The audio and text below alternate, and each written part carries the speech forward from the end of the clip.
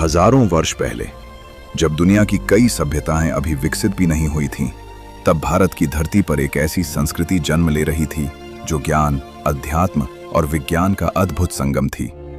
ये था वैदिक काल, एक ऐसा युग जिसने भारत की सभ्यता की नींव रखी।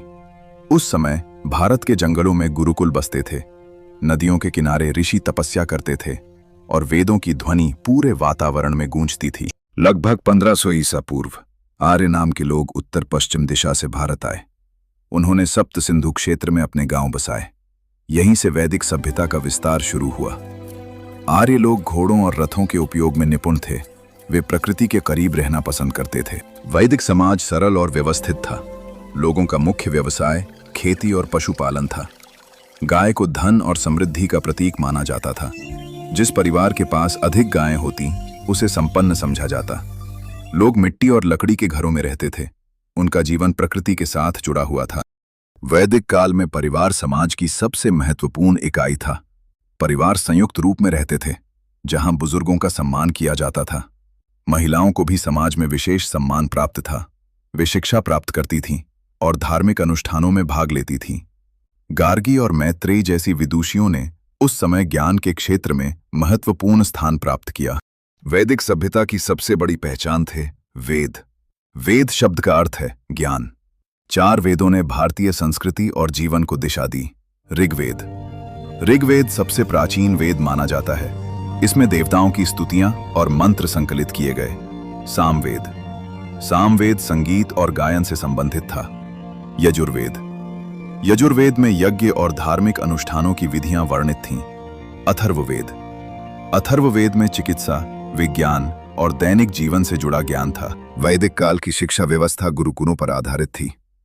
विद्यार्थी गुरु के आश्रम में रहकर शिक्षा प्राप्त करते थे। यहां केवल पुस्तकों का ज्ञान नहीं दिया जाता था, बल्कि अनुशासन, सत्य और जीवन के मूल्य भी सिखाए जाते थे। गुरु अपने शिष्यों को आत्मनिर्भर बनने की शिक्षा देते थे। वैदिक लोग प्रकृति को ईश्वर का रूप मानते थे। वे सूर्य, अग्नि, वायु और वर्षा जैसी प्राकृतिक शक्तियों की पूजा करते थे। इंद्र को वर्षा और युद्ध का देवता माना जाता था। अग्निदेव को देवताओं और मनुष्यों के बीच संदेशवाहक समझा जाता था। वैदिक भारत केवल धार्मिक सभ्यता नहीं था, बल्कि ये विज्ञान और चिकित्सा का भी केंद्र था। ऋषियों ने जड़ी बूटियों के माध्यम से आयुर्वेद का विकास किया। उन्होंने प्रकृति में छिपे औषधीय गुणों को समझा। वैदिक ऋषियों ने खगोल विज्ञान में भी गहरा ज्ञान प्राप्त किया। वे तारों और ग्रहों की गति का अध्ययन करते थे। रात के आकाश को देखकर समय और ऋतुओं का अनुमान लगाया जाता था। सामवेद को भारतीय संगीत की शुरुआत माना जाता है। ऋषि मंत्रों का गायन विशेष लय और स्वर में करते थे। यही परंपरा आगे चलकर भारतीय शास्त्रीय संगीत की नींव बनी। समय के साथ छोटे गांव बड़े राज्यों में बदलने लगे। राजा राज्य का प्रमुख होता था, लेकिन वो मंत्रियों और विद्वानों की सलाह से निर्णय लेता था। सभा और समिति जैसी संस्थाएं शासन व्यवस्था का महत्वपूर्ण भाग थीं। वैदिक काल में राज्यों के बीच युद्ध भी होते थे। युद्ध में घोड़ों और रथों का विशेष महत्व था। धनुष, बाण, भाले और तलवारें प्रमुख हथियार थे। वैदिक ऋषि योग और ध्यान को आत्मज्ञान का मार्ग मानते थे। हिमालय की शांत घाटियों में ऋषि वर्षों तक तपस्या करते थे। यहीं से योग की परंपरा विकसित हुई, जो आज पूरी दुनिया में प्रसिद्ध है। वैदिक काल समाप्त हो गया, लेकिन उसकी संस्कृति आज भी भारत की आत्मा में जीवित है।